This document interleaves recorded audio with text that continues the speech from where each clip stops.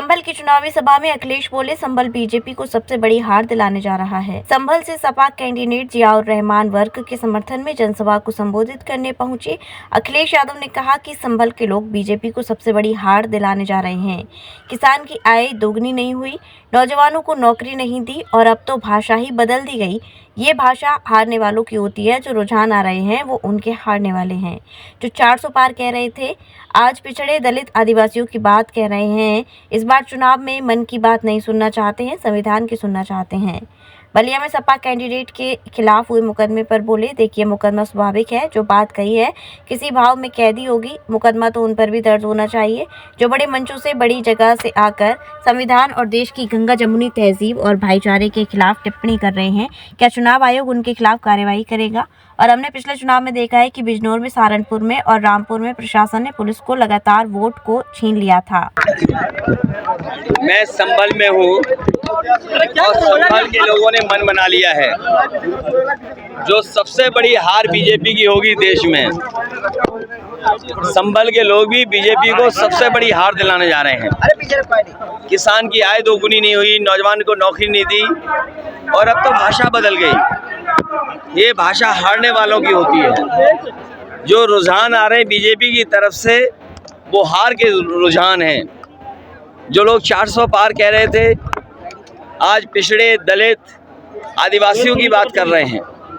जिन पिछड़े दलित आदिवासियों का हक और सम्मान इन्होंने छीना, जो संविधान अधिकार देता है, जिसको छीना, उसकी बात कर रहे हैं। सोचिए आप, कहाँ 400 पार, कहाँ आज पिछड़े दलित आदिवासियों की बात। ये इस बार इस चुनाव में मन की बात लोग नहीं सुनना चाहते हैं, संविधान की बात सुनना चाहते हैं। इन बीजेपी के लोगों ने संविधान से छेड़खानी करने का मन बना लिया है और ये संविधान बदलेंगे बाबा साहब भीमराव अम्बेडकर जी का, और एक वोट डालने का जो अधिकार है वो भी छिन जाएगा। इसलिए देश की जनता बीजेपी को हराने जा रही है। अखिलेश जी, आपके बलिया के प्रत्याशी जो डीएम के खिलाफ बात कह रहे थे, बयान दे रहे थे, उनके खिलाफ मुकदमा दर्ज हो गया। देखिए, मुकदमा स्वाभाविक है, जो बात कही है, लेकिन किसी भाव में कैदी होगी।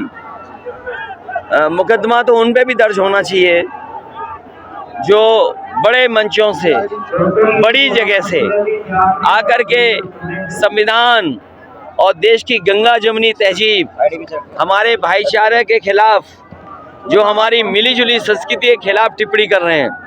क्या चुनाव आयोग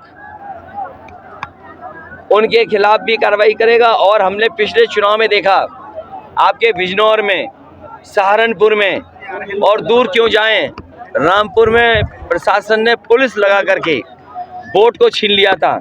अगर उन्होंने ये बात कही है तो उन्हें शक है, क्योंकि पिछली बार भी वो मामूली वोट से हराए गए थे। प्रियंका राहुल जो है वो अमेठी और रायबरेली से चुनाव लड़ रहे हैं। अरे, अगर लड़ रहे हैं तो अच्छी बात है। अगर आपको पता लग गया हो तो अच्छी बात है। क्या लग रहा है सर, क्या दोनों के यहाँ से लड़ने से माहौल चेंज होगा?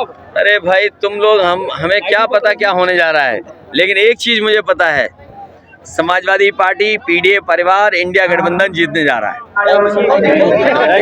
विश्व स्तरीय चिकित्सा सुविधाओं से युक्त JP diagnostics, radiology and pathology centre, Mathura का पहला complete radiology and pathology diagnostic facility से सुसज्जित। Doctor Deepak Agarwal and doctor Nidhi Agarwal, JSR tower, Govardhan crossing, NH 90, Mathura.